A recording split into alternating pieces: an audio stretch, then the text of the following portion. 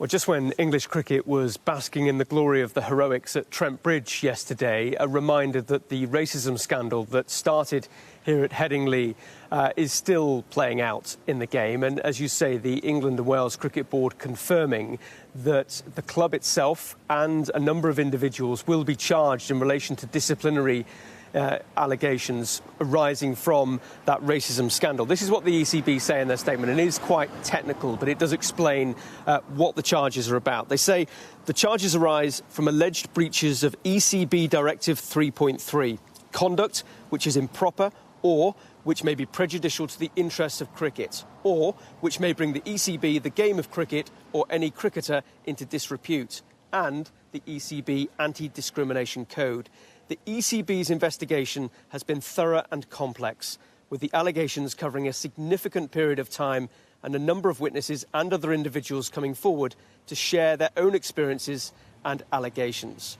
So we know that the Cricket Disciplinary Commission will now investigate those cases in the autumn. There'll be a series of hearings where those individuals and the club will have the opportunity to put their case forward, and we will see exactly what happens as a result of that. And this is a club, of course, that has been through extraordinary turmoil. They were at the point of economic crisis when this was at its height last autumn, and they've brought about significant change with new leadership, with Lord Patel and Darren Gough coming into the club. 17 members of staff were sacked as a result of it, and incidentally, a few of them won the cases of unfair dismissal just last week. But I think the big landmark for this club is that they have international cricket back this week, next week rather, against New Zealand. Test match cricket back at Headingley, and that is an indicator that progress has been made, but nonetheless that match will be played out in a situation where the club is facing charges around its handling of racism. And I have just got an indication from Azeem Rafiq himself, the original whistleblower in this, who of course you'll remember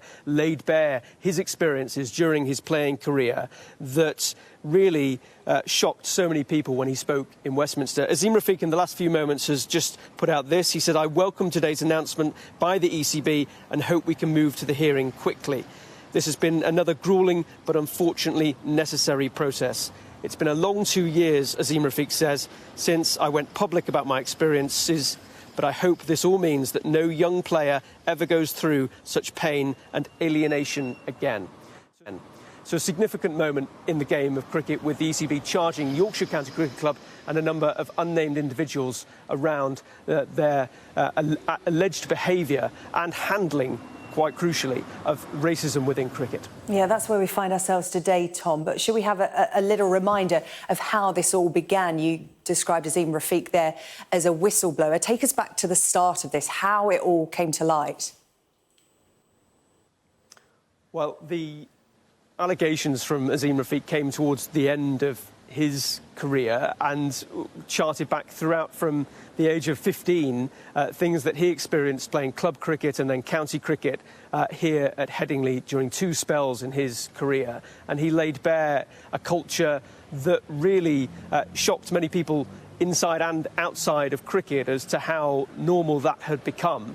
And it laid the groundwork for many other people. Thousands of complaints were made to the body set up or in charge of looking at claims of allegations of racism and discrimination within the game. And really what Azeem Rafiq did was a very brave move, because of course that came with a lot of attention. It also brought to light things that he had said in his past that were anti-Semitic, that he has had to confront in the months that have come since he first went public with the allegations of racism. But it has fundamentally changed the way cricket thinks and has to think about its approach. And I think that is most acutely felt here in Yorkshire, not just because elite cricket needs to have its house in order, and so some of this stuff was just quite archaic in what was described, but also the effect that it has on young boys and girls who want to just get involved in playing cricket at whatever level in their community, whether it's in Yorkshire or elsewhere. And that has been the fundamental reason as to why Azeem Rafiq wants to challenge this, and also why the cricketing authorities are trying to deal with it so robustly.